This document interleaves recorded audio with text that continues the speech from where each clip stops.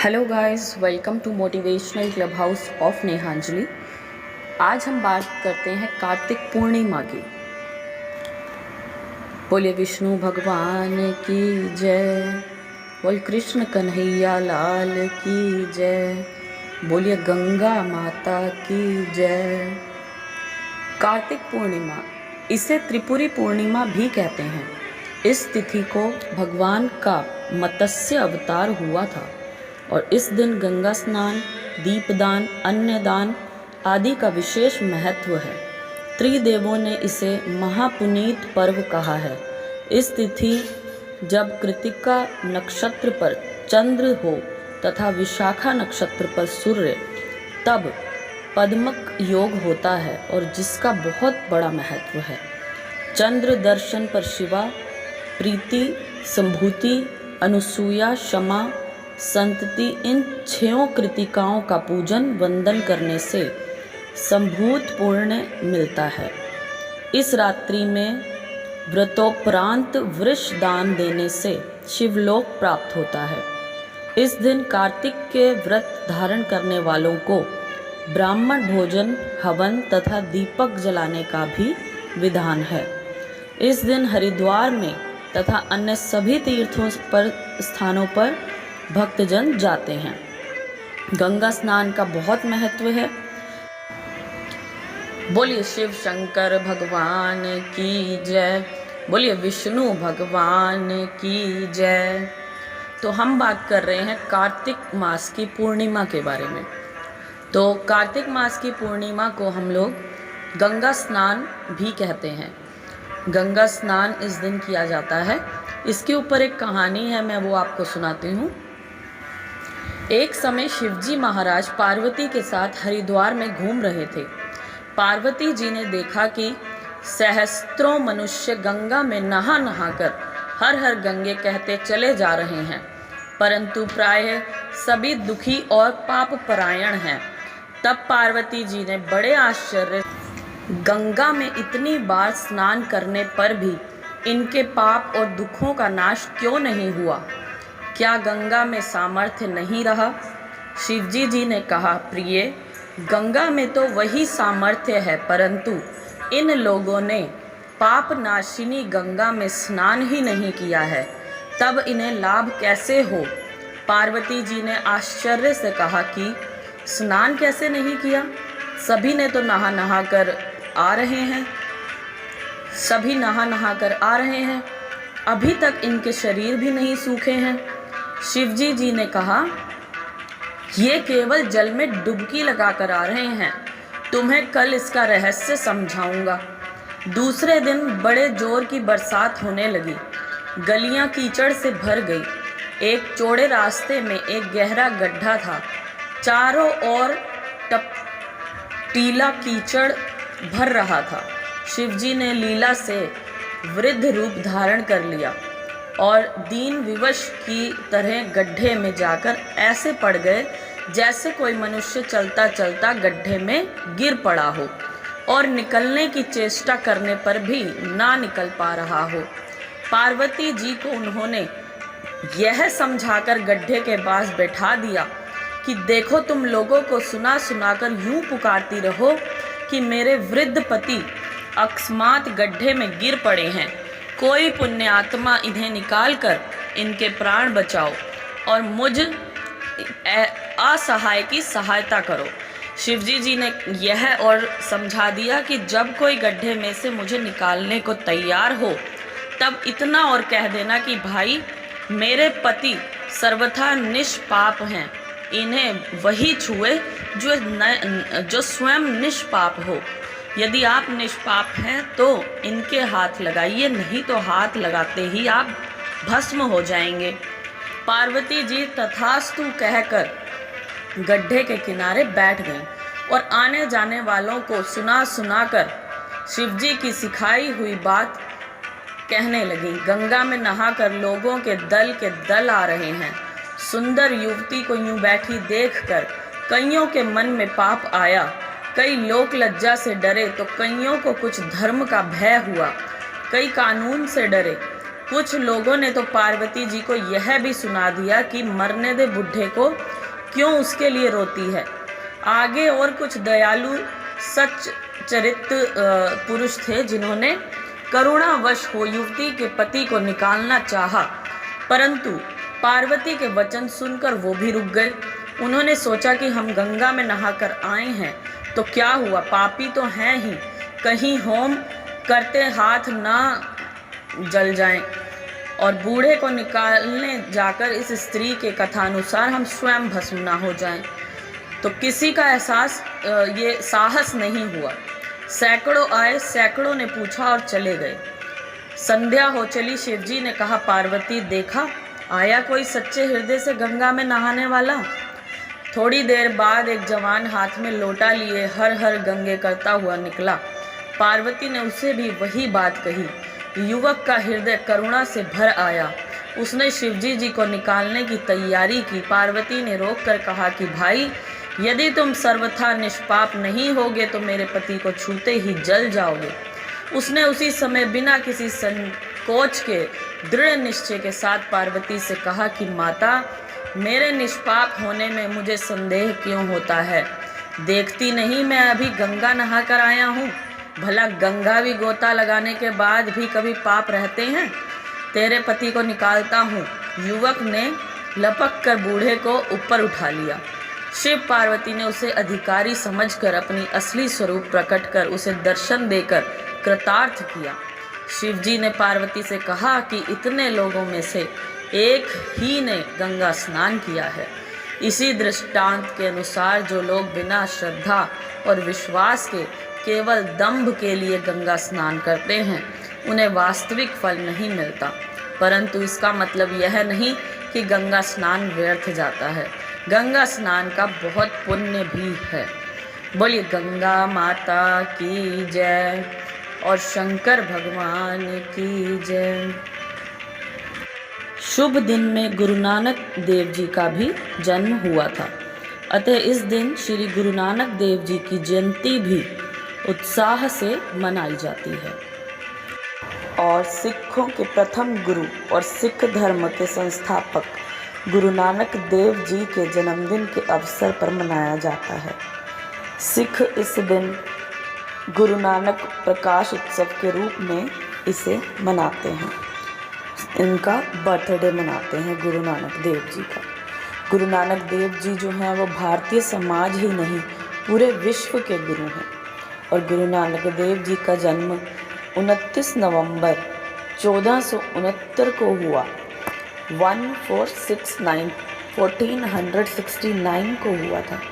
और गुरु नानक देव जी का जन्म स्थान वर्तमान समय में पाकिस्तान के लाहौर में स्थित तलवंडी में हुआ था। तलवंडी को इस वक्त सभी लोग ननकाना साहिब के नाम से जानते हैं। गुरु नानक देव जी के विचार बचपन से ही बहुत क्रांतिकारी और आश्चर्यचकित करने वाले थे। इसके साथ ही समाज की कुरीतियों को मानने वालों को आईना दिखाने वाले भी थे। हम इस पर गुरु नानक जयंती के ऊपर मैं आपको गुरु नानक देव जी की कथा कहानी सुनाती हूँ। गुरु नानक देव भारतीय इतिहास के सबसे अधिक पूजनीय संतों में से एक हैं। गुरु नानक देव सिख धर्म के पहले गुरु और संस्थापक हैं। गुरु नानक जी का जीवन बेहद ही रोचक रहा है। उनके बचपन से लेकर उनके इस पृथ्वी पर अंतिम समय तक उन्होंने सभी की सेवा की है। गुरु नानक देव जी के जीवन से बहुत कुछ सीखने को मिलता है। इसीलिए आज हम आपको बताएंगे कि गुरु नानक देव जी की कहानी उनके जन्म से लेकर सिख धर्म के संस्थापक बनने तक की कहानी। इसके साथ ही उनकी शिक्षा पर भी बात करेंगे, गुरु पर बात आगे भी करेंगे और गुरु नानक देव जी के परिवार के बारे में बताते हैं। गुरु नानक देव जी के परिवार में उनकी माता, उनकी पिता और उनकी एक बड़ी बहन थी। उनके पिता का नाम कल्याण चंद दास बेदी था और वह एक पटवारी हुआ करते थे। जो तलवंडी गांव में फसल से होने वाली कमाई का ध्यान रखते थे, और वे चाहते थे कि गुरु नानक देव भी उन्हीं की तरह काम करके बड़े ओहदे तक पहुँचे। उनके पिता को लोग मेहता कालू के नाम से पुकारते थे। वहीं गुरु नानक देव जी की माता का नाम माता तृप्ता था, और गुरु नानक देव जी का जन्म एक हिंदू क्षत्रिय परिवार में हुआ था। गुरु नानक देव जी की एक बड़ी बहन भी थी जिसका नाम बेबे नानकी है, और बेबे नानकी जी का विवाह उस वक्त सुल्तानपुर में रहने वाले जयराम से हुआ था। बेबे नानकी गुरुदेव से 5 साल बड़ी थी।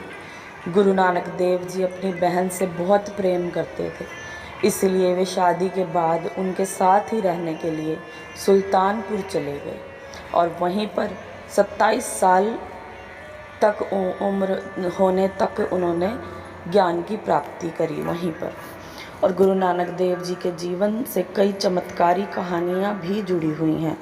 कहा जाता है कि गुरु नानक देव जी बचपन से ही ऐसे काम कर दिया करते थे जिससे कि ये समझ आ जाता था कि वो कोई साधारण बच्चा नहीं है। गुरु नानक देव जी की आवाज़ में भी जादू था। वो बचपन से ही भजन लिखा करते थे, और जो भी उनके भजन सुनता था मंत्र मुग्ध हो जाता था। तो चलिए गुरु नानक देव जी के कुछ चमत्कारों की भी कहानियाँ सुनते हैं, समझते हैं। गुरु नानक देव जी के जीवन से जुड़ा जो पहला चमत्कार है वो उनके बचपन के समय का है। गुरु नानक देव जी के पिता मेहता कालू ने उन्हें स्कूल में भर्ती कराया, और जब नानक देव से उनके गुरु वर्णमाला का अक्षर लिखने के लिए बोलते हैं तो गुरु नानक देव लिखते हैं कि भगवान एक है।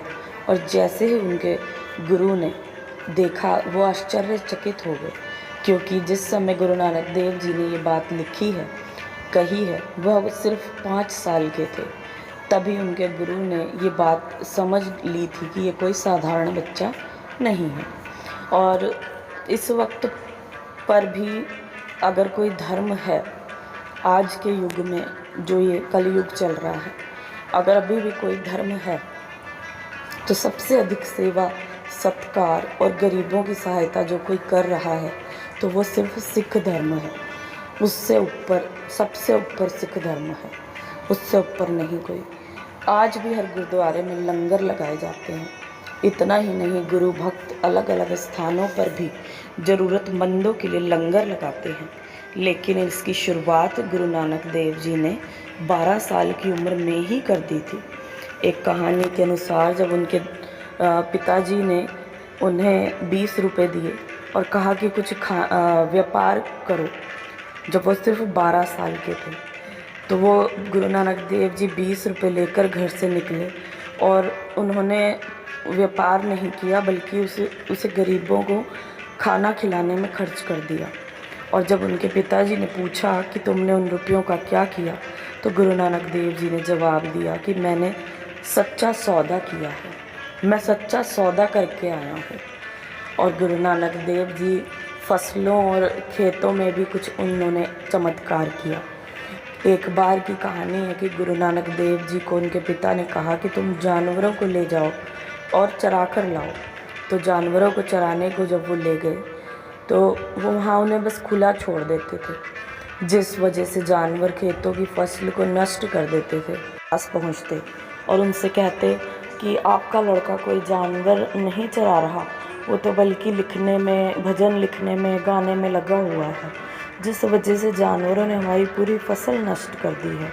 और जब ये सुनकर मेहता कालू जी को गुस्सा आता और वो उस स्थान पर जाते जहाँ गुरु नानक देव जी जानवरों को चरा रहे थे, लेकिन जब वो सभी लोग वहाँ पर पहुँचते तो आश्चर्यचकित होते, क्योंकि इन फसलों के नष्ट होने की बात किसान कर रहे थे। वो फसल तो ज्यों की त्यों खड़ी है, एक भी पौधा नष्ट नहीं हुआ है। तो जैसा कि हमने आपको बताया कि गुरु नानक देव जी की बहन थी और वो उससे बहुत प्रेम करते थे, तो वो इसी वजह से जब उनका विवाह हुआ उनकी बहन का, तो वो सुल्तानपुर रहने लगी। तो गुरु नानक देव जी भी उसी के साथ सुल्तानपुर रहने चले गए। और 16 वर्ष की उम्र से गुरु नानक देव जी 27 वर्ष की उम्र होने तक वहीं पर रहे। मतलब कि 1475 से गुरु नानक देव जी जब बहन का विवाह हुआ, वहाँ से लेकर वो 1496 तक सुल्तानपुर में ही रहे। लेकिन 1496 में कुछ ऐसा हुआ जिससे गुरु नानक देव जी की पूरी ज़िंदगी बदल गई। दरअसल गुरु नानक देव रोज़ पास की नदी में स्नान करने के लिए जाया करते थे और वहाँ ध्यान किया करते थे। ज्ञान प्राप्ति के दिन भी वे स्नान के लिए गए थे और अमूमन गुरु नानक देव स्नान करके ध्यान करके घर वापस लौट रहे थे। लेकिन इस दिन वो 3 दिन तक जंगल में ही रहे, वापस नहीं लौटे और ध्यान लगाया। और जब गुरु नानक देव जी घर लौटे तो वो एक अलग ही व्यक्ति बन चुके थे, क्योंकि अब गुरुदेव जी को ज्ञान की प्राप्ति हो चुकी थी। ज्ञान प्राप्ति के बाद जो गुरु नानक देव जी ने पहली सीख दी, जो पहली उनकी सीख थी, वो थी उनके जो शब्द थे, उनके मुख से निकले शब्द थे, वो थे, यहाँ ना तो कोई हिंदू है और यहाँ ना ही कोई मुसलमान है। गुरु नानक देव जी कहते हैं कि भगवान एक ही है और अपने संदेश को दुनिया भर में फैलाने के लिए गुरु नानक देव ने हजारों किलोमीटर का पैदल भ्रमण किया। जब गुरु नानक देव जी को ज्ञान की प्राप्ति हुई तो वो देश ही नहीं, दुनिया के अलग अलग कोनों तक भ्रमण करने लगे और अपनी शिक्षाओं को दुनिया के अलग अलग कोनों तक पहुंचाने का निर्णय लिया। गुरु नानक देव जी को हिंदी, फारसी, अरेबिक, पंजाबी समेत कई अलग अलग भाषाओं का ज्ञान था। इसलिए उन्होंने करीब 28,000 किलोमीटर पैदल भ्रमण किया। गुरु नानक देव जी ने अपनी पैदल यात्रा की शुरुआत 1500 ईस्वी में की थी। तब उन्होंने भारत और पाकिस्तान के अधिकांश हिस्सों पर आक्रमण किया था। यह यात्रा करीब 7 वर्ष तक चली और इसके बाद यात्रा के दूसरे पड़ाव में नानक देव श्रीलंका के दौरे पर गए और अपनी शिक्षाओं का प्रचार किया। इसके बाद नानक देव जी की यात्रा का तीसरा पड़ाव जो था वो 1514 ईस्वी में शुरू हुआ। इस दौरान उन्होंने हिमालयी भागों का भ्रमण किया, जिस दौरान वो कश्मीर, नेपाल, ताशकंद, तिब्बत और सिक्किम पहुँचे। उनकी यह यात्रा करीब 5 साल चली और साल 1519 में जाकर उनकी यात्रा समाप्त हुई। अपनी यात्रा के चौथे पड़ाव में गुरु नानक देव मध्य पूर्व मिडल ईस्ट का दौरा कर रहे हैं और इस दौरान में मुसलमानों के पवित्र स्थल मक्का भी जाते हैं और जहां गुरु नानक देव जी 3 सालों तक रहते हैं। और इसके बाद गुरु नानक देव अपनी यात्रा के अंतिम पड़ाव की ओर निकलते हैं और अपनी यात्रा के 5वें पड़ाव में वे पंजाब में रहे और उन्होंने अपने शिक्षाओं के प्रचार प्रसार पर ध्यान दिया। और यही नहीं, गुरु नानक देव समाधि में यहीं पर लीन हुए। जिस स्थान पर गुरु नानक देव ने अपने जीवन का आखिरी समय बिताया, वो स्थान इस वक्त पाकिस्तान के पंजाब में स्थित करतारपुर साहिब है। गुरु नानक देव जी की 3 शिक्षाएं भी बहुत ही प्रमुख मानी जाती हैं। शिक्षाएं क्या हैं? पहली है वंद चको, दूसरी है कीर्त करो और तीसरी है नाम जपो। वंद चको का मतलब है कि गुरुदेव का मतलब इससे था गरीबों की मदद करो। वो हमेशा कहते थे कि ज़रूरतमंद और गरीबों की मदद करनी चाहिए और यही शिक्षा उन्होंने आगे बढ़ाई और सिख धर्म के अनुयायी अभी भी इसका पालन कर रहे हैं। और कीर्त करो मतलब है, उसका अर्थ ये है कि वो कहते हैं कि तुम्हें कोई गलत काम नहीं करना है। तुम कुछ भी कमाते हो तो अच्छे कर्म और ईमानदारी से कमाओ। वर्तमान समय में हम देख रहे हैं लोगों में पैसा कमाने की भूख लगातार बढ़ती जा रही है और इस वजह से वो ईमानदारी और बेईमानी का कोई फ़र्क भूल गए हैं। और तीसरी बात है नाम जपना। नाम जपने से गुरु जी का अर्थ है कि आपको ईश्वर का स्मरण करना है। इसके साथ ही आपको 5 चीज़ों पर नियंत्रण भी रखना है। ये 5 चीज़ें हैं काम, क्रोध, लोभ, मोह और घमंड। तो ये तो गुरु नानक देव जी की शिक्षाएं हैं। और गुरु नानक देव जी ये भी कहा करते थे कि कोई भी व्यक्ति भगवान की प्राप्ति कर सकता है। वह कहते थे कि अगर आप सही तरीके से आध्यात्म से जुड़ जाते हैं तो आपको भगवान की प्राप्ति हो जाती है। उनका ये भी मानना था कि भगवान की प्राप्ति के लिए आपको किसी पुजारी या किसी अन्य व्यक्ति की आवश्यकता नहीं है। गुरु नानक देव जी का कहना था कि भगवान ने कई दुनिया बनाई है और उनके जीवन में भी वह अपने अनुयायियों से कहा करते थे कि अगर आपको भगवान की प्राप्ति करनी है तो आपको नाम जपते रहना है। उस वक्त जब इंसान अपने धर्म को लेकर बहुत संवेदनशील रहता था, उसके बावजूद भी गुरु नानक देव अपनी शिक्षाओं की वजह से हिंदू और मुस्लिम दोनों समुदायों के बीच काफ़ी प्रचलित हो गए।